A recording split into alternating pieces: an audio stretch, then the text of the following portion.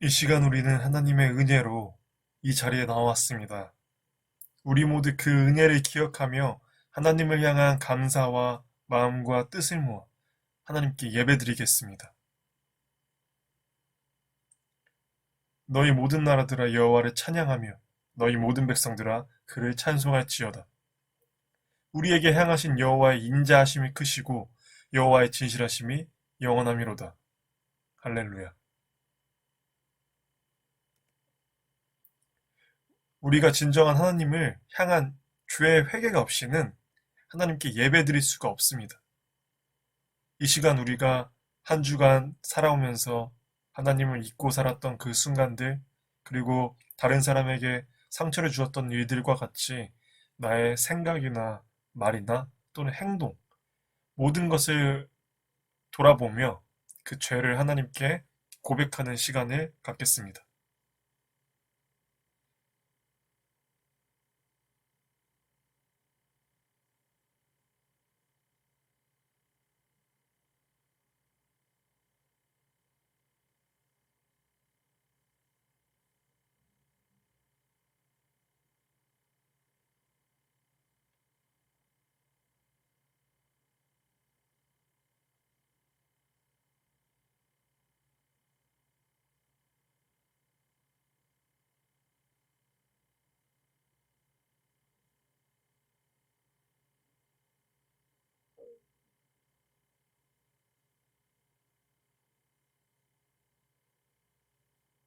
우리가 가지고 있는 모든 죄를 하나님께 고백하였습니다. 이제 하나님이 우리를 용서하신다는 말씀을 경청하십시오. 여기 우리를 용서하신다는 하나님의 말씀이 있습니다. 만일 우리가 우리 죄를 자백하면 저는 미쁘시고 의로우사 우리 죄를 사하시며 모든 불의에서 우리를 깨끗하게 하실 것이라. 아멘. 이 시간 우리의 죄를 용서해 주시고 늘 우리를 사랑으로 돌보아 주시는 하나님께 감사하며 그 기쁨을 찬양으로 고백하겠습니다.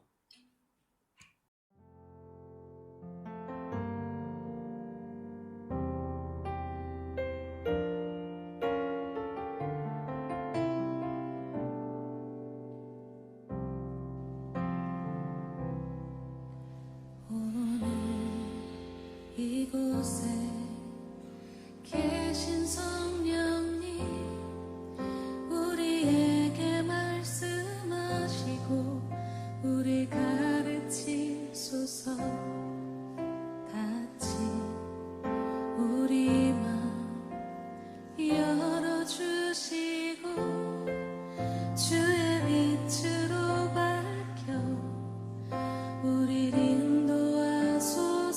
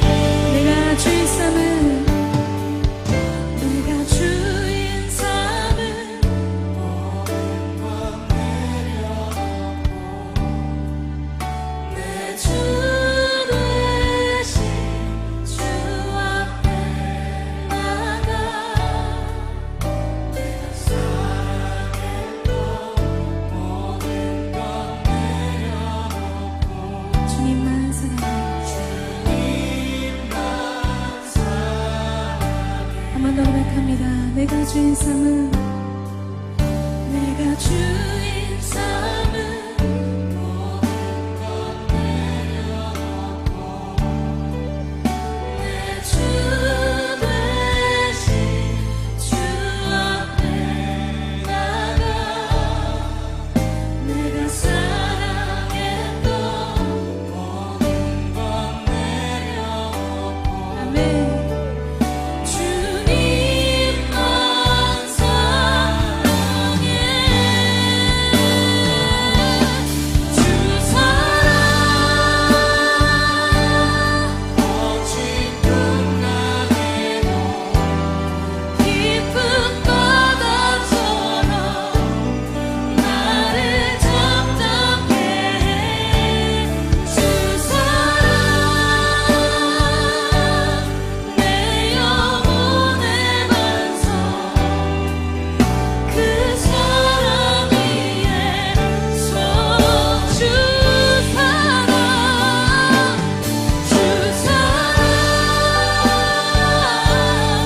오직 끝나게 깊은 바다처럼 나를 잠잠게 해 주 사랑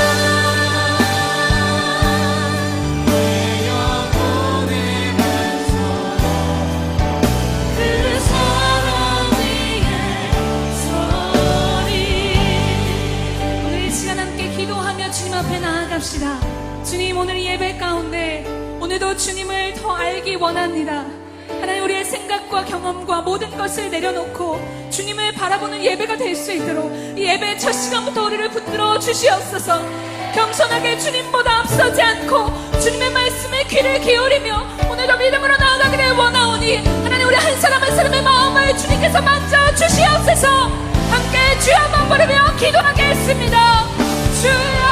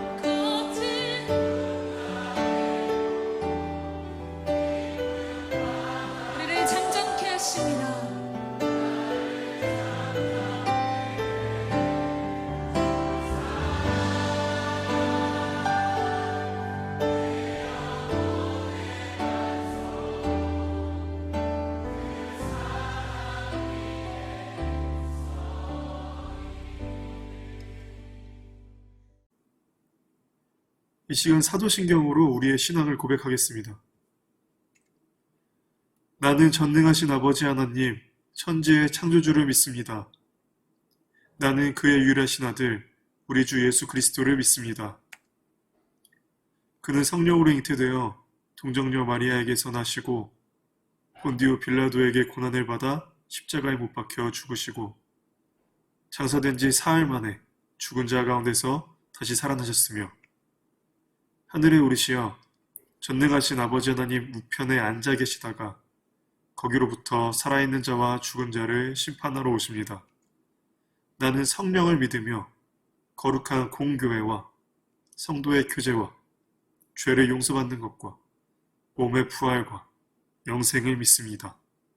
아멘. 우리를 대표하여서 김하성 학생이 기도해 주시겠습니다. 하나님 아버지 주일 예배 드리게 하심을 감사드립니다. 지금도 코로나로 인해 마스크를 의무로 쓰며 생활하고 있습니다. 또 코로나로 인해 온라인으로밖에 주일 예배를 못 드리지만 얼른 코로나 사태가 잠잠하게 해주시고 최근 정부에서 백신 주사를 만들고 있는데 얼른 안전한 백신이 나와서 코로나 사태가 점차 없어질 수 있도록 해주세요. 그로 인해 중고등학교 학생들이 교회에 나와 예배 드릴 수 있게 해주세요. 이번 주 토요일부터 성경 공부를 시작했는데 그 시간을 통하여 하나님의 말씀을 더 가까이 하고 더욱더 하나님에 대해 알아갈 수 있는 시간이 되게 해주세요. 이제 전도사님께서 말씀 전하실 때 은혜를 받아 그 말씀을 가지고 한 주간도 살아갈 수 있도록 도와주세요. 예수님의 이름으로 기도드립니다. 아멘. 오늘 하나님께서 우리에게 주신 말씀은 갈라디아서 5장 1절입니다.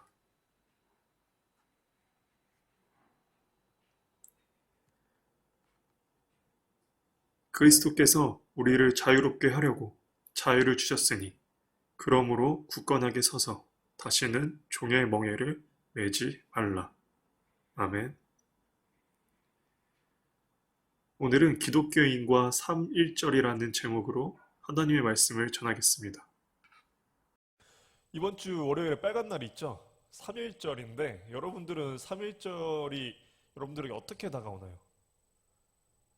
저 때만 하더라도 이제 빨간 날도 빨간 날인데 유관순 열사라던가 이제 만세운동 이런 것들이 떠오르죠. 학교에서 이제 어떻게 배우는지 모르겠는데 사실 3.1절은 우리가 생각하고 알고 있는 것 이상으로 우리 그리스도인들에게 더 큰 의미를 가지고 있습니다.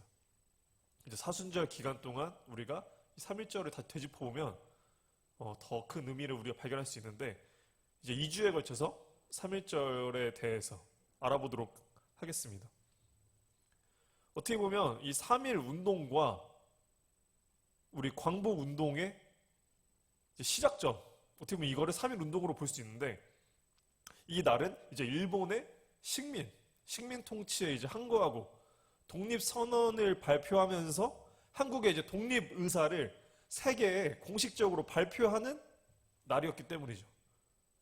그런데 우리는 3.1 운동을 알지만 왜 하게 됐고 누가 시작했는지에 대해서는 잘 알지 못하죠. 3.1 운동은 물론 그 이후에 있을 수많은 독립운동, 이것들이 사실은 우리 그리스도인들의 수많은 피와 노력에 의해서 진행되었다는 사실을 우리 역사에서는 잘 말해주지 않고 있습니다. 그래서 오늘은 3.1 운동이 시작되기 전까지를 알아보기로 하겠습니다. 우선 이 3.1 운동을 살펴보기에는 이제 우사 김규식이란 분을 우리가 빼놓을 수가 없습니다. 이 김규식이란 분은 부산의 동래 출신으로 이제 원래 그 시대에는 부산이 원래 작은 도시고 동래가 되게 큰 데였어요. 지금은 반대죠. 부산시고 부산 안에 이제 동래가 이렇게 역전이 돼버렸는데 이제 드라마 킹덤을 여러분들이 봤을지 모르겠는데 이제 거기서 가장 이제 사건이 발생되는 시작이 동래죠, 동래. 이 동래가 바로 거기입니다. 이제 거기서 이제 범팔이란 사람이 동래 부사잖아요. 동래 부사가 엄청나게 큰 이제 집인데 지금으로 따지면 이제 부산 광역시장 마찬가지 지위였죠. 김규식의 아버지가 이 동네 부사였습니다. 그러니까 엄청 잘 살았던 양반집의 자식으로 태어났죠. 그런데 어린 나이에 아버지가 죽습니다. 그리고 얼마 안 가서 어머니까지 돌아가시면서 집안이 한순간에 진짜 몰락해버린 거죠. 그래서 어린 나이에 집안이 몰락해서 부모님까지 없어져 버린 이 김규식은 먹고 살 길이 없어져 버리니까 이제 살려면 어떻게 하겠습니까? 이제 친척집으로 가야죠. 그런데 친척집을 전전하는데 그 당시 이제 김규식네 집이 이제 떵떵거릴 때면은 막 잘 챙겨줬겠지만 이제 다 못 살던 시기잖아요. 못 살던 시기니까 이제 어린아이라고 하더라도 이제 한 식구 들어오면은 이제 좀 힘든 거죠. 지금이야 우리가 이제 밥 걱정 없이 이제 다이어트 한다고 밥을 안 먹고 그런 시기지만 그 시대에는 진짜 먹을 게 없어서 강제 다이어트를 할 수밖에 없던 그런 시기였는데 이제 그런 집안에 완전 몰락해버려가지고 어린 김규식을 누가 떠맡으려고 하겠습니까? 이제 어딜 가도 이제 친척집은 부담이었고 김규식도 이제 골칫덩이처럼 여기기 시작했던 거죠. 그러니까 이제 점점점 여기 친척집 전전하다가 저기 친척집 전전하다가 냉담한 친척들의 반응에 또 이제 짓궂은 형들의 또 괴롭힘에 이 시달림 때문에 이때 받았던 김규식의 상처가 어릴 때 받았던 이 김규식의 상처가 클 때까지 완전히 아물지 못했어요. 그렇게 이제 너무 괴롭힘 나가니까 김규식이 어린 나이에도 불구하고 이렇게 못 살겠다 싶어서 서울에 또 이제 친척 삼촌이 사신다는 얘기를 어릴 때 들었나 봐요. 그래서 삼촌을 찾아서 가출을 합니다. 부산에서 이제 서울까지 어떻게 가겠어요? 정말 완전 돈도 없고 데려다 주는 사람도 없고 그냥 서울에 친척이 있다는 소식 하나만 듣고 찾아가는 거였죠. 그런데 이제 굶으면서 이제 꾸역꾸역 어떻게 서울까지 갑니다. 근데 그렇게 정말 거짓골로 하면서 간신히 도착했는데 도착해서 어떻게 친척집을 찾겠어요? 못 찾으니까 저기 서대문 바깥쪽에 쓰러져가지고 거기서 이제 굶어 죽게 생긴 거죠. 지금이야 그렇게 어린아이가 쓰러져 있으면은 경찰이 와가지고 또 이제 뭐 구청 직원이라던가 나와서 뭐 챙겨주고 이렇게 하겠지만 그 당시에는 그런 사람이 널려 있었죠. 그러니까 누구 하나 신경 써지도 못하고 그냥 그렇게 그냥 죽어가는 거였죠.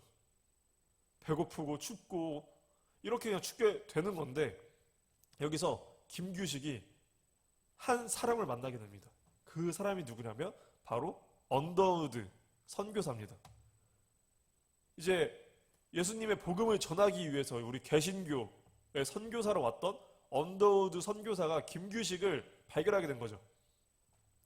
이제 그 서소문이 이제 이화 확당이라는 길 이제 그쪽으로 막 선교사들이 많이 지나다녔대요. 많이 지나다녔는데 이제 정릉이랑 가까운 곳인데 이제 언더우드 선교사가 늘 지나다니는 길을 걸어가고 있는데 어린아이 하나가 이제 쓰러져가지고 막 굶어 죽어 있는 그거를 보고 바로 이제 들쳐업고 와가지고 이제 따뜻하게 챙겨주고 음식 먹여주고 씻겨주고 다 죽어가는 아이를 이제 살린 거죠. 살려놓고 너가 지금 왜 이러고 있니? 이렇게 막 얘기를 해보니까 이제 김규식이 그때 이제 했던 얘기들을 막 이제 듣게 된 거죠. 그래서 이제 서울에 사는 삼촌이 있다는 거를 이제 듣게 되니까 이제 김규식을 그 삼촌에게 데려다 주었죠. 어떻게 찾아가지고. 그런데 문제는 삼촌들이 김규식을 반기지 않았다는 거죠. 삼촌네도 형편이 너무 어려워가지고 김규식이 왔을 때 너무 부담스럽고 반기지 않았다는 거죠. 그래가지고 삼촌들이 언더우드 선교사에게 당신네들이 고아원이 있지 않냐, 그냥 이 아이 거기 맡기면 안 되겠냐라고 얘기를 했다고 합니다. 근데 언더우드 선교사의 고아원은 8세 미만의 어린 아이는 키우기 힘들다, 양육하기 어렵다라고 하면서 다시 삼촌들에게 되돌려 보냈다고 하죠. 그러니까 이때까지 김규식의 나이가 8살이 안 됐다는 거죠. 그렇게 어린아이가 정말 그 고생 버림받고 다 외면받고 이 모든 과정을 거쳤던 게 8살이 안 됐다는 거죠. 그렇게 8살도 안 된 김규식은 삼촌들의 어쩔 수 없이 키워졌는데 이렇게 가난했던 삼촌들은 김규식을 당연히 제대로 돌볼 수가 없었죠. 그래서 김규식은 굶주림으로 영양실조, 거기다 열병에 걸려서 진짜 죽기 직전까지 이르렀다고 합니다.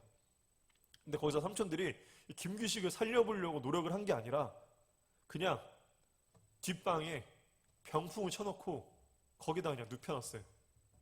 병원에 데려가지도 않고 그냥 뒷방에 병풍 쳐놓고 눕혀놨다는 거는 그냥 죽을 때까지 방치하겠다는 거죠. 그러니까 김규식이 그냥 죽을 때까지 기다리고 있었다는 거죠.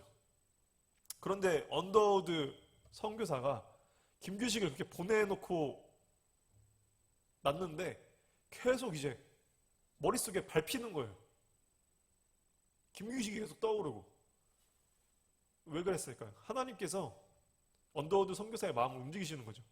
그래가지고 언더우드 선교사가 김규식이 너무 눈에 밟혀가지고 마음이 찜찜해가지고 그래서 김규식이 잘 지내고 있나 이제 다시 제대로 이제 물어보니까 김규식이 제대로 보살핌 받지 못하고 거의 다 지금 죽게 생겼다라는 얘기를 전에 들은 거예요. 그래서 언더우드가 안 되겠다 싶어가지고 그 소문을 듣고 강원도까지 찾아갑니다. 그 딱한 소식을 듣고 몸이 그 언더우드 선교사도 나이가 좀 오래되고 고된 생활을 하다 보니까 몸이 좋지 않았는데도 불구하고 분유랑 약을 들고 직접 강원도까지 찾아갑니다. 어린아이 한 명을 때문에. 그래서 고생해서 딱 도착해서 보니까 김규식이 누워있는 그 병풍 쳐져 있는 그 방으로 들어가 보니까 진짜 너무나 처참한 광경이 펼쳐지는 거예요.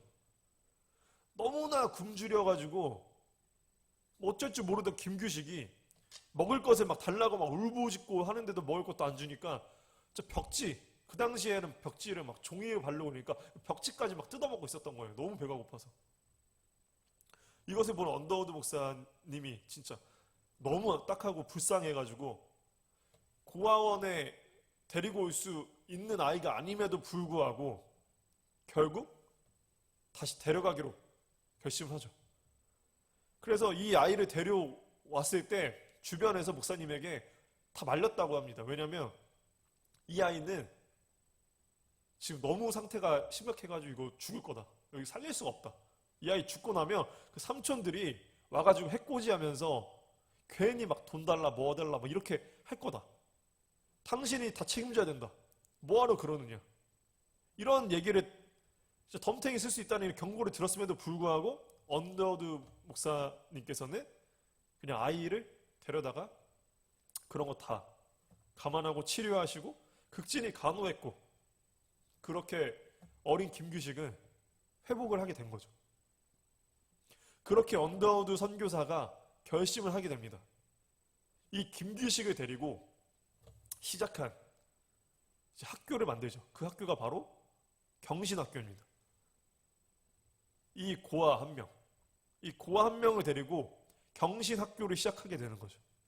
이 경신학교가 바로 지금의 이제 경신고등학교인데 제가 사는 동네에 있어요. 그래서 경신고에 대해서 되게 좀 잘 알기도 하고 제 친구들도 많이 경신고 출신이 있기 때문에 아는데 그 학교를 이제 그 정신에 따라서 이어진 거죠.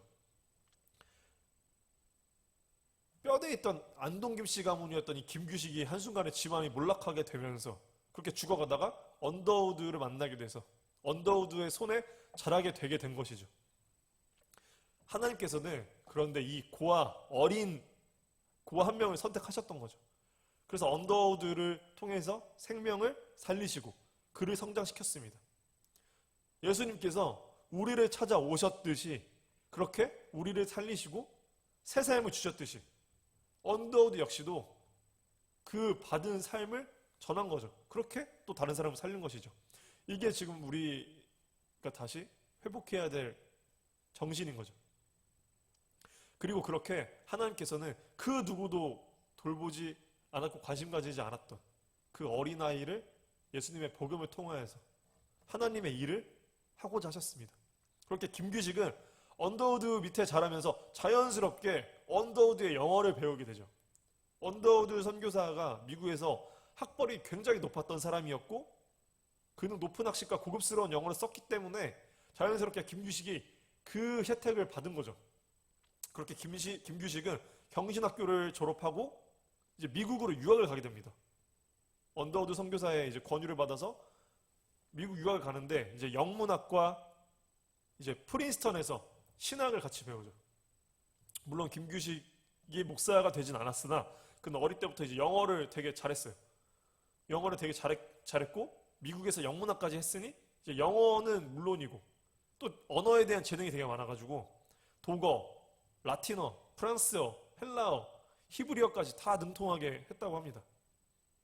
근데 그렇게 미국에서 학업을 이어가고 있던 이 김규식이 공부를 되게 잘하니까 이제 프린스턴에서 박사 학위까지 우리가 지원해주겠다. 이렇게 권유를 받았대요. 그런데 김규식이 그 말을 듣고 거절합니다. 왜 거절했냐면 지금 우리나라가 나라를 빼앗겼습니다. 우리 지금 국가의 안위가 걱정되기 때문에 나 혼자 이렇게 공부만 하면 살 수 없습니다. 그래서 아주 자기 자신에게 온 좋은 제안을 거절하고 독립운동의 길로 뛰어들죠. 이 선택을 할 수 있었던 거는 김규식이 어린 시절부터 키워왔던 그 마음 가운데 예수님의 복음을 통하여서 그 복음이 김규식을 통해서 하나님의 뜻을 이루게 하시기 위해서 뭔가 깨달음이 있었다는 거죠. 마음이 뭔가 내가 지금 나 혼자 잘 사는 게 중요한 것이 아니라 하나님께서 이렇게까지 나를 이끌어 오신 이유가 있을 것이다. 그것을 김규식은 깨달았다는 것이죠. 이때 김규식이 그냥 자신의 학업에 더 열중했다면 아마 이승만보다 먼저 박사 학위를 땄을 겁니다. 그렇다면 대한민국 최초의 박사는 김규식이었겠죠. 근데 그거를 마다하고 독립운동을 위해 이제 중국 땅에 있는 상해, 이제 상하이로 들어갑니다. 당시 상해는 프랑스의 조개지였는데 이 조개 내에서 이제 독립운동을 함께 할 사람들과 함께 독립임시사무소에서 활동을 시작합니다. 이제 독립군 영화 나오는데 보면 이제 상해, 임시정부 이런 게 나오잖아요. 왜 상해에 우리가 임시정부를 세울 수 있었냐면 이제 중국이 청나라 시절에 아편전쟁을 하죠. 아편전쟁 때 패배하죠. 그래서 처음으로 영국이 중국의 도시를 골라서 그 영국 땅 조개로 만듭니다. 상하이에 있는 이제 그 중국의 도시, 중국의 여러 가지 도시 중에 영국이 몇 군데를 골라서 이제 거기를 자기의 조개로 만드는데 이 조개가 뭐냐면 중국 땅이지만 중국의 영향에서 벗어나 이제 자기네 영역으로 만드는 거예요. 그러니까 거기는 이제 외국인들이 자유롭게 거주하면서 이제 중국 거가 아니기 때문에 이제 중국의 영향이 아예 없어진 거죠. 그래서 치유회복권을 누릴 수 있으면서 완전 불평등 조약이 체결된 거죠. 그래서 이제 프랑스가 중국의 이 상해를 차지한 거죠. 그래서 이제 중국 땅이지만 프랑스의 것이기 때문에 여기에 이제 프랑스 땅과 마찬가지가 돼가지고 그래서 이제 우리 그 당시 조선인들이 이 상해를 자유롭게 드나들 수 있었던 거예요. 그래서 이 상해는 프랑스 땅이었기 때문에 일본도 함부로 할 수 없었던 거죠. 그래서 일본도 함부로 할 수도 없었기 때문에 조선인들이 상해로 몸을 다 옮겨서 거기에서 이제 독립운동의 근거지를 삼은 거죠. 그리고 이때 상해 거주했던 한인들의 정신적인 구심체가 바로 한인교회였습니다. 교회가 구심점이었어요. 당시 한국 안에 있던 개신교 선교사들이 그래서 이 상해 지역을 추천해가지고 이 상해로 옮긴 거죠. 당시 독립운동은 뭐 아닌 사람도 있었지만 그리스도 선교사들을 통해서 정말 많은 도움을 많이 받았습니다. 그러던 이제 1919년에 상해에 크레인이라는 사람이 들어오게 되는데 이 사람은 미국의 윌슨 대통령의 특사였습니다. 이제 윌슨 대통령 하면 가장 유명한 게 뭐냐면 바로 민족 자결주의죠. 민족 자결주의는 각 민족이 자기 운명을 스스로 결정해야 한다 라고 한 건데 이 민족주의 자결주의가 나오게 된 배경이 세계 1차 대전 이후에 이제 패전국들의 식민지였던 나라가 이제 독립을 하게 될 때 독립을 하든지 정치적 조직 등등 이런 거를 이제 자신들 자신들의 운명을 이제 스스로 결정해라 라고 하면서 나왔던 말이죠. 근데 이때 또 일본이 등장합니다. 일본이 세계 1차 대전에 참가하지도 않았었는데 이제 모든 전쟁이 다 끝나고 이제 전쟁이 끝났다. 이제 패전국은 이제 스스로 그 패전했다는 것을 이제 문서화하면서 이 전쟁을 종결하기 문서화하기 이제 한 달 전에 갑자기 일본이 참전을 합니다. 그때는 이미 독일의 전세가 몰락해가지고 질 거라는 결과가 뻔히 보이는 단계였는데 독일이 지금 문서상 항복만 안 한 거지 항복과 다름없는 단계였는데 일본이 이때 갑자기 참전하는 거죠. 여러분 칭따오 하면은 뭐가 생각납니까? 칭따오 하면 맥주가 생각나죠. 왜 칭따오 맥주가 유명한가 하면 그 당시 칭따오라는 그 중국의 지역이 독일의 조개였기 때문에 일본이 이 독일의 조개지를 공격하는 거죠. 그리고 자기들은 우리가 참전했고 우리가 독일의 조개지인 그곳을 공격했으니까 우리가 독일과의 전쟁을 했었고 거기서 승리했으니까 우리도 승전국이다 라고 우기기 시작하는 거죠. 그런데 이 크레인이라는 사람은 이 일본의 이런 승전국이라고 주장하는 걸 인정하지 않는 사람이었습니다. 그래서 당시 이제 국제연맹에서 두 논쟁이 막 있었죠. 일본의 외무성 관료들은 승전국 대우를 받기 위해서 막 로비를 하고 돈을 막 뿌려대기 시작했죠. 그래서 결국 승전국 대우를 받게 됩니다. 그러나 그 반대 측은 이 일본의 승전국 이거를 인정하지 않고 어떻게 일본이 승전국이냐? 독일 본토에서 싸워서 이긴 사람들이 승전국이지. 전쟁 결과 다 나온 시점에서 이거 거기 독일 본토도 아니고 중국에 있는 그 조개지 거기 공격해서 이긴 게 무슨 승전국이냐라고 막 싸우고 있었죠. 크레인이 바로 그 입장이었는데 이때 상해 한인교회에 여운형이라는 사람이 있었습니다. 여운형이라는 분이 있었습니다. 상해 한인교회를 중심으로 독립운동을 도모하던 그 조직이 같이 움직였었는데 그 중심에는 그리스도인의 신앙과 정신이 있었죠. 그때 이제 여운형이란 분이 크레인을 찾아갑니다. 크레인을 찾아가서 이제 이야기를 하는 거죠. 그럼 당신들 말대로 우리 조선도 독립할 수 있는가? 라고 하니까 크레인이 이제 일본 반대측이잖아요. 그러니까 자기가 한번 노력해보겠다. 라는 말을 듣고 이제 상해 한인교회에서 그러면 이제 우리가 곧 있을 파리에 있을 국제회의, 파리 강화회의에 우리 지금 한국의 독립을 이제 외교로 풀어내기 위해서 한국 대표를 보내야 된다. 그래서 여기서 한국 대표로 누굴 보내냐 했더니 이제 김규식을 보내기로 한 거죠. 그때 이제 상해에 있었던 신한청년단이라는 조직이 만들어지고 상해 한인교회와 신한청년단을 중심으로 독립운동을 이어가는데 거기서 이제 김규식이라는 사람을 파리 그걸 보내서 우리 독립에 대해서 이제 국제의 힘을 얻기 위해서 보내는 거죠. 지금이야 조금씩 대한민국이라는 존재가 세계에 알려지고 있지만 아직도 모르는 사람들이 많죠. 그런데 그 당시 조선을 누가 알고 있겠습니까? 조선은 진짜 있는지도 모르는 나라죠. 거기서 이제 심지어 제대로 된 정부도 없었잖아요. 그러니까 이제 김규식이 간다고 하더라도 그냥 동양인 한 명 가는 거에 불과하지 않았다는 거죠. 그래서 김규식이 그 사실을 알고 있으니까 자신이 이제 동양인으로서 그 외국에서 공부하고 했으니까 그 실정을 알잖아요. 동양을 얼마나 무시하는지. 그러면서 이 말을 하는 거죠. 일제에 지금 이 학정을 폭로하기 위해서는 국내에서 누군가 독립운동을 선포해야 한다. 그리고 그렇게 되어야지만이 지금 외국에 나가서 외부에서 이제 나 같은 사람은 활동을 했을 때 죽게 되겠지만 나를 이제 죽이려고 하겠지만 근데 국내에서 어떤 사건이 국내에서 먼저 독립을 하겠다고 이거를 밝혀야지만이 내가 외국에 나가서 이 운동을 할 수 있을 때 그 사명을 잘 수행할 수 있을 것이다 라고 말을 했죠.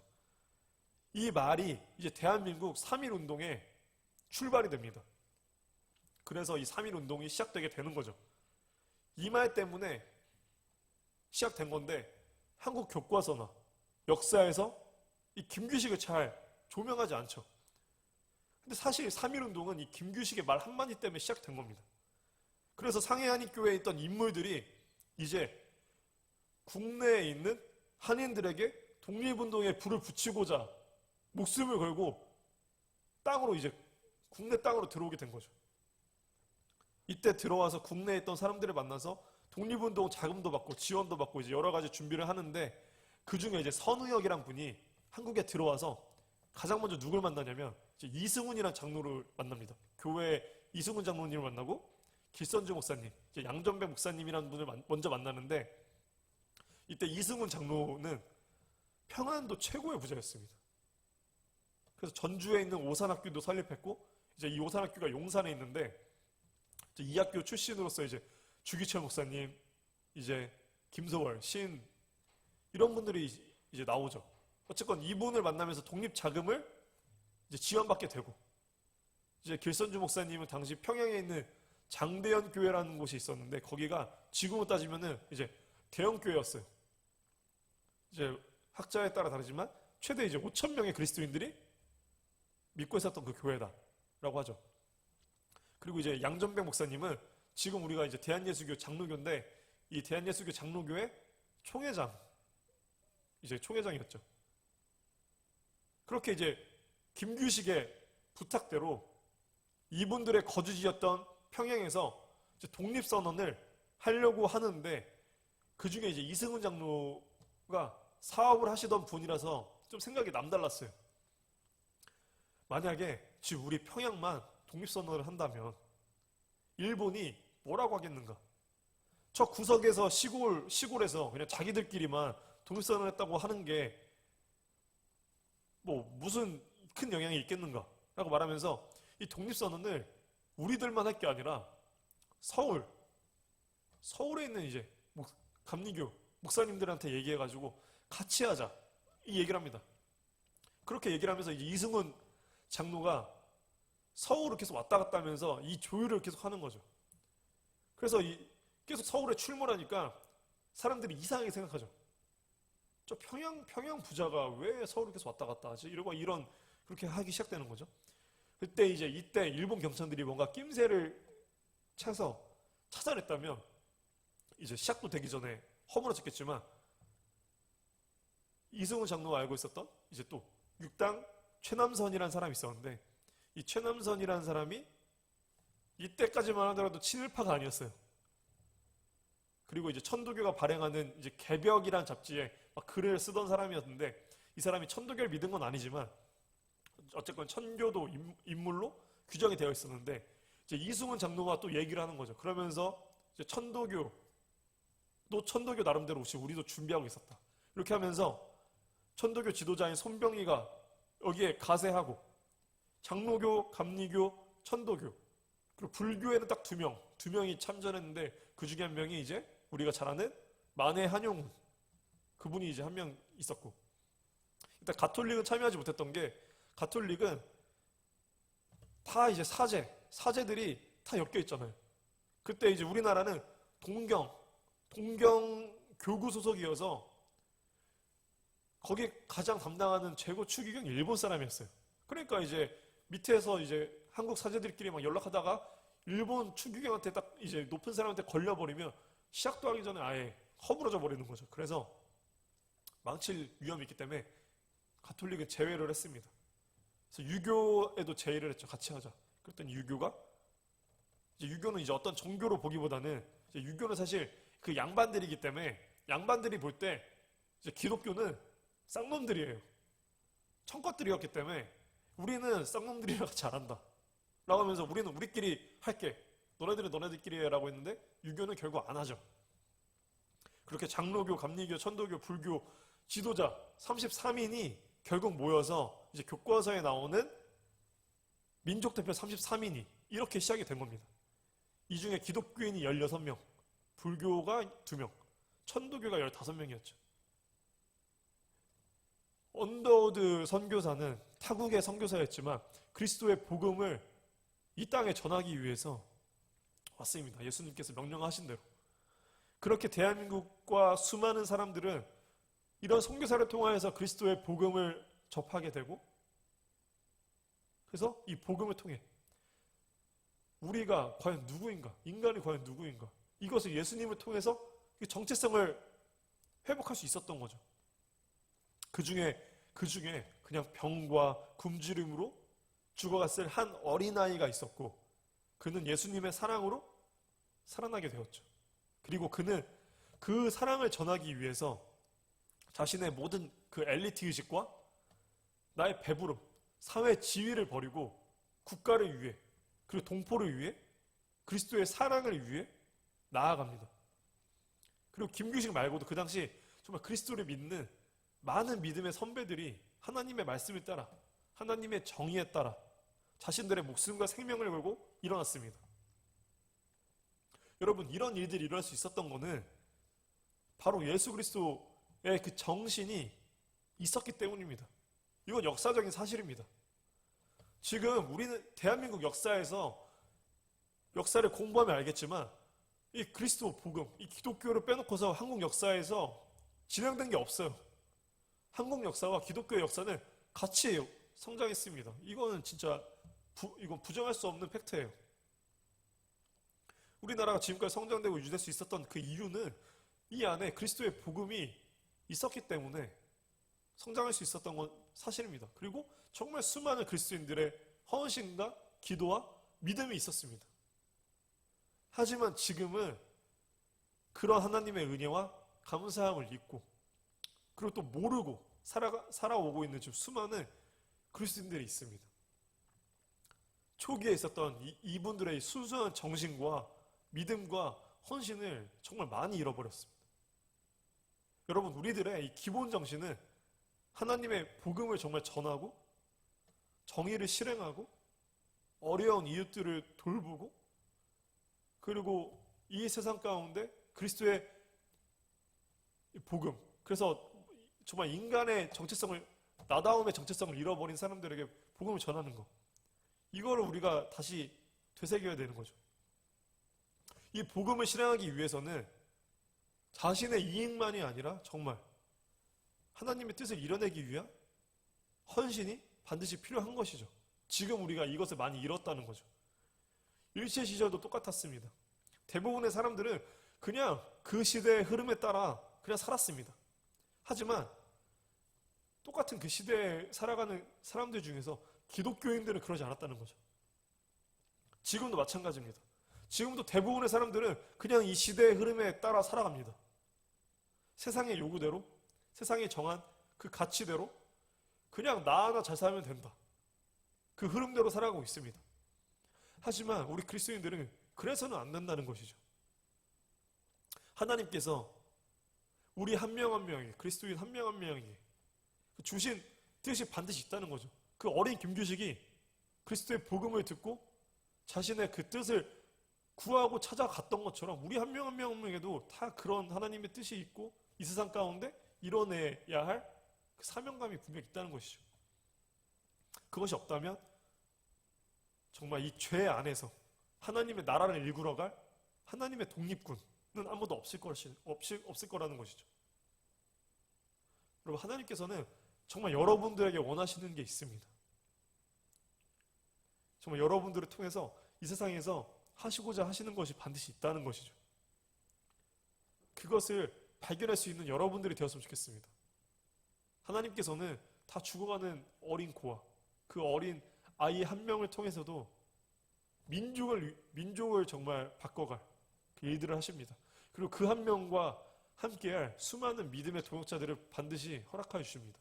여러분들이 하나님 뜻대로 살아갈 때 여러분만이 아니라 하나님께서는 여러분의 그 뜻, 여러분들의 뜻을 만이 아니라 그 하나님의 뜻을 이루시기 위해서 수많은 사람들과 함께 그 역사를 이뤄내신다는 것이죠. 여러분들이 정말 그 한 사람 한 사람이 되길 바라고 그 한 사람 한 사람이 모여서 이 땅에 하나님의 정의와 사랑 그리고 그 나라가 반드시 이루어 주심을 믿는 여러분들이 되기를 간절히 기도하겠습니다. 이 시간은 기도하겠습니다. 하나님 아버지, 감사합니다. 오늘 우리가 예수 그리스도의 복음을 통하여서 나 자신의 정말 정체성을 되찾고 그리스도의 복음을 통하여서 다시 살아난 우리 믿음의 선배들을 보았습니다. 그 선배들에게 하셨던 것처럼 우리 한 명 한 명에게도 주님께서 다가와 주시고 우리를 살려주시고 그 은혜와 그 사랑을 경험할 수 있게 도와주셔서 그 사랑을 정말 이 땅 가운데 전할 수 있는 우리 친구들 한 명 한 명이 될 수 있게 도와주시고, 우리 한 명 한 명은 부족하고 연약하지만 하나님께서 하신다면 못할 일이 없음을 믿습니다. 우리 친구들 한 명 한 명을 통하여서 정말 이 세상 가운데 아픈 곳들이 있다면 치유하게 하여 주시고 하나님의 사랑을 전하여서 그 사랑으로 모든 것을 회복시키는 그것도 경험할 수 있는 우리 친구들이 될 수 있게 도와주시옵소서. 예수 그리스도의 이름으로 기도드립니다. 아멘. 이 시간 마음과 정성을 모아 믿음으로 결단한 봉헌의 시간입니다. 준비한 친구들은 따로 모아 구별해 두었다가 교회에 올 때에 함께 내주시길 바랍니다. 기도하겠습니다. 하나님 아버지 감사합니다. 이 세상의 모든 것의 창조주이시며 모든 것의 주인이신 하나님 아버지를 저희가 믿습니다. 저희가 그 믿음을 가지고 살아갈 수 있도록 도와주시고 그로 인하여서 세상의 다양한 욕심들과 그리고 또 가치관들이 하나님의 뜻과 맞지 않는다면 우리는 하나님을 믿음으로 단호하게 그것을 거부하고 이겨낼 수 있게 도와주시고 그로 인하여서 하나님의 뜻을 올바르게 따라 살아갈 수 있는 우리 친구들이 될 수 있게 도와주시고 그로 인하여서 세상에 어둡고 구부러진 것들을 우리 친구들을 통하여서 하나님께서 펴주시고 하나님께서 사랑을 전하여 주시고 그리고 세상의 빛과 소금이 될 수 있는 우리 친구들이 될 수 있게 도와주세요. 예수 그리스도의 이름으로 기도드립니다. 아멘. 드디어 어제 첫 성경 공부를 은혜 중에 마쳤습니다. 성경 공부는 한 달에 이제 2번 정도 이제 격주로 진행하려고 하니까 이제 다음 주는 한 주 쉬고 그 다음 주에 또 이제 시작하겠습니다.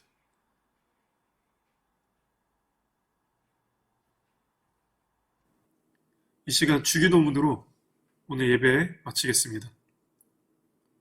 하늘에 계신 우리 아버지, 아버지의 이름을 거룩하게 하시며 아버지의 나라가 오게 하시며 아버지의 뜻이 하늘에서와 같이 땅에서도 이루어지게 하소서. 오늘 우리에게 일용할 양식을 주시고 우리가 우리에게 잘못한 사람을 용서하여 준 것 같이 우리 죄를 용서하여 주시고 우리를 시험에 빠지지 않게 하시고 악에서 구하소서. 나라와 권능과 영광이 영원히 아버지의 것입니다. 아멘.